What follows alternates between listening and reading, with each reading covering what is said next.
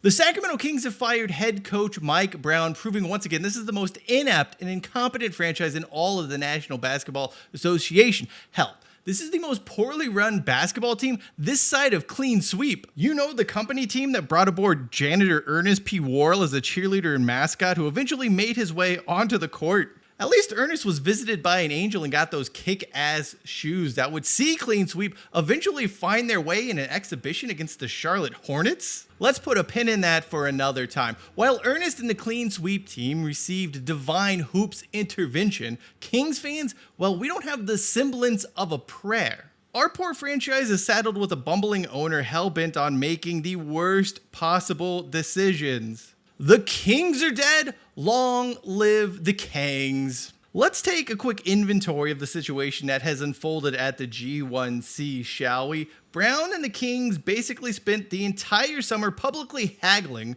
over contract extension that showed both sides had a few reservations about continuing on with this partnership. More importantly, if firing Brown was a possibility, even the faintest of possibilities, why bother giving him a contract extension in the first place? It's not like the previous season was all that great. There were certainly question marks around his suitability for the role. It would not have been all that difficult to say, you know what, Mike, you've had one really good season and one not so great season, and quite frankly, your track record in the NBA as a head coach is dubious. Let's shelf contract talks. We want to see how this season unfolds, and then we can go from there. If you're not happy with that, if you don't want to coach with only a year left on your contract, well, buddy, there is the door. You can see yourself out, and we'll find another coach for our NBA franchise. Of course, that is a decision which requires things like planning and critical thinking. Two traits in short supply throughout the Sacramento Kings ownership and front office. Instead, they opted for the path of least resistance, really the path to save face, because when those rumblings about Brown not being happy with contract offers got out, there was a backlash against ownership. Why was Ranadivé and Monte McNair not locking Brown down long term? They didn't want to face another what was publicly deemed to be a bad decision. Well, how has that worked out? Not well. Those same bums who made the decision to save face during the offseason are now facing a different type of backlash, this one for their short-sighted decision to not give Brown more time, given the situation, some of the injuries the Kings have dealt with, the fact that he's on a new 3-year contract extension. Everything points to letting Brown work this out, to give him more time. That was especially true just given how unsettled the Kings were heading into this season with the franchise-altering trade for DeRozan. A move that made little sense at the time and has aged even worse. Seriously, Scandia running their roller coaster during the winter when the temperatures were freezing was a bad decision, but at least one that came with some upside. There were profits to be had for Scandia to keep that roller coaster moving, even if it was not an advised move. What was the point of trading a first-round pick swap years down the road to overpay for an aging two-guard who can't play defense or shoot threes? The two things the Sacramento Kings needed most in the offseason. Oh, but he's a winner. He brings intangibles to the Sacramento Kings. Pardon me, come again? DeRozan hasn't won a playoff series since the 2017-2018 season and has spent years marooned in Chicago on some fairly disappointing and extremely mediocre Bulls teams. Apparently, Ranadivé and the rest of the Sacramento Kings front office could not be bothered to do any homework on DeRozan, because if they did, this would have turned up. They're talking about he's a winner, he brings a winning culture. On what? Like that one time he was with the Bulls and they made the playoffs? I said it then and I'll say it now. Nothing about DeRozan screamed Sacramento Kings missing piece for this season. The fit has been bad, and just like those poor teenagers stuck on the Scandia roller coaster in the dead of winter, the Kangs are stuck. They are going nowhere. Worse yet, De'Aaron Fox has all but had enough. The only player the Kings could actually build around is now passively tanking his trade value. It seems like a matter of when he leaves town. Better yet, why the hell is Doug Christie being put in charge as interim head coach here? Let's not forget, the only reason Christie is on the Kings coaching staff to start with is because in August 2021, they couldn't find anyone who wanted to come be a part of Luke Walton's staff. The former King shooting guard was around working TV, so Vivek was like, hey, you want to be a coach? Because Vivek Ranadivé doesn't vet his employees, he just puts people he likes in positions he wants them to be in. See, his daughter. Anyway, Christie managed to survive after Walton was fired. He was picked up to be on Mike Brown's staff, and now he's interim head coach solely because he is buddies with Vivek Ranadivé. Nothing more, nothing less. What a boon for the Good Feet store to have their star pitchman be the top man with the Kings. This reminds me of a very simple yet harsh reality about our fair city. Sacramento has this innate ability to take something bad and turn it into something worse. This is something I learned firsthand working at the Starbucks over on Roseville Road in Watt Avenue circa 2008. If you know that area of town, you'll remember that catty corner to where that Starbucks was a very prominent adult theater. Like, we're talking marquee out in front with the names of the pornos being shown that prominent. And it wasn't even mainstreamish or soft core stuff. It was like really deep cuts. We're talking like Houston 500 hardcore shit.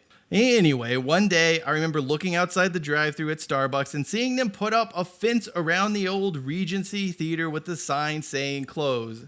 I told a coworker right then and there on the spot that there is no way they could put up something worse on that location, that it could not get as bad as the Regency Theater. Boy almighty, was I wrong. I was dead wrong. That's because they opened up a Golden Corral buffet on the side of the old Regency Theater. Golden Corral is worse than a place where dudes went to anonymously pop off. That is Sacramento. The Golden Corral actually closed a few months back, and while I hope the next tenant doesn't carry on the legacy of terribleness at that site, it is Sacramento, a place where bad becomes worse. The Regency Theater, a place showing pornos, begat a Golden Corral, and that will probably beget one of those crappy independent gas stations and mini-marts where everything is super overpriced and the promotions are overly convoluted. Free 16-ounce fountain drink with the purchase of a bag of ranch corn nuts, a mystery-flavored Airhead, a big spin-themed scratcher, and a clearly unlicensed San Francisco Giants lighter? Get out of here with that. Come on, keep your promotions simple and take down your prices, independent Sacramento area gas stations. Moving on, at the end of this day, it is hard to see how firing Mike Brown in the middle of a season after handing him a contract extension ends well for anyone. The Kings had an entire offseason to get this stuff sorted out, and instead, Vivek Ranadivé and his impulsive worst botched things yet again. Milwaukee has won an NBA championship. Oklahoma City looks set to be a contender for years to come, but Sacramento can't win a single playoff series? This no longer has anything to do with being a small market team. It has nothing to do with the players, the coaches, or the front office staff. We have a common denominator. We know who to blame right now. It is the person who has lorded over this franchise for more than a decade. Vivek Ranadivé is the problem, and things are not going to get better until he's hightailing it back to Silicon Valley. Kings fans have always been hesitant to call out Ranadivé because he quote-unquote saved the team. That, though, in reality is looking as if it had very little to do with him. It seems like David Stern and the city made sure the arena plans were idiot-proof before Ranadivé purchased the franchise. All he had to do was come in, front whatever money needed to be front, and things were going to get over the line. Because quite frankly, given Ranadivé's track record, if he was involved in a decision-making process, as he was involved with the planning process of that new arena, well, the dude probably would have done something incredibly stupid like wanting to build it at the site of the old Country Club Mall. We have dealt with more than a decade of his dalliances and desperately daft decisions. A dick, a dolt, a douche rolled into one dumb dandy. Sacramento is dangerously dependent on this dastardly, allegedly debonair owner. Our hopes are dashed due to this dawdler. Drats. All things considered, the Kings are screwed. It would be sad if the feeling wasn't all too familiar. But hey, at least this bumbling, clueless pro sports ownership club in Sacramento won't be a one-man gang come 2025. That's right, Ranadivé has invited John Fisher to come join us in the Capitol. Fuck me, Sacramento, where things can always be worse. Now that I actually sit down and think about it, the old porno theater site would make a great location for the not Sacramento A's team offices. Given the fact that that part of Watt Avenue still has a large number of transients, well, the A's, those running the team, they'll probably feel right at home down there. But yeah, Vivek Ranadivé, it's time. Sell the team. Thank you for watching this video. To learn more about how those great Sacramento Kings teams, the greatest show on court side, was formed, check out the video in the upper left-hand corner of your screen. And to understand the weird history of the Kings and how the general manager was brought down over a scandal, over stamps, well, that's going to be the video in the lower left-hand corner of your screen. Until next time, I am Cheyenne Hollis. This is Touchback, and as always, hashtag take it out to the 25.